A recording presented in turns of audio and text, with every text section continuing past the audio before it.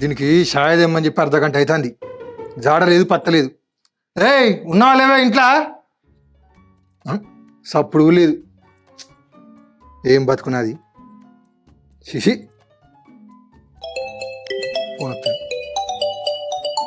అన్న చెప్తాను.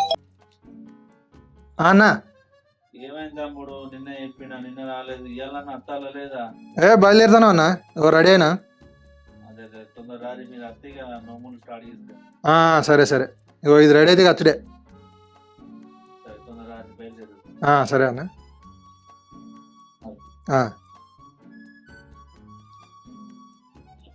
ఉన్నావా లేవా ఇంట్లో? చెవులు నత్తలేవానే? దీనికి చెవుడికి ఇట్లా వచ్చింది ఏంది? అరే అబ్బబ్బబ్బా, ఏమవుతున్నావు? సేవ వచ్చిన మేక లెక్క. ఒక్కరోజు సాయలేకపోతే ఎత్తవా?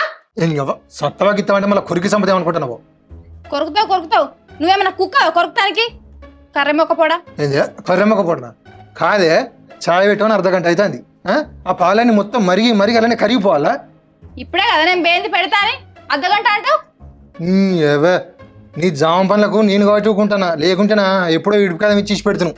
అవునవును, అందాల రాసుడు ఉన్నాడని బయట 2-3 యూత్తుర్రు చేసుకుంటాను. ఇక నాకు ఇడుపు కాయదం ఇచ్చి పోయి చేసుకుందు కానీ నేను కాబట్టి నేను వేసుకున్నా. కుక్కలు కూడా వేసుకోవు నిన్ను. ఏదో మాయ బాధకి వేసుకున్నా నిన్ను. అన్ని కారటమాటలు మళ్ళీ తువ్వాలనుకొని చంపుతే ఎప్పుడు కొట్టకొట్టతో నీ తలపండు వాళ్ళగా అన్ని పకర మాటలు మాట్లాడి చెప్తానా, అందుకని చంపుతే నీ. ఏం పుట్టినా నీకు పొద్దుల నుంచి ముచ్చటంతా చెప్పు. మళ్ళా ముచ్చటేంటిది అంటది.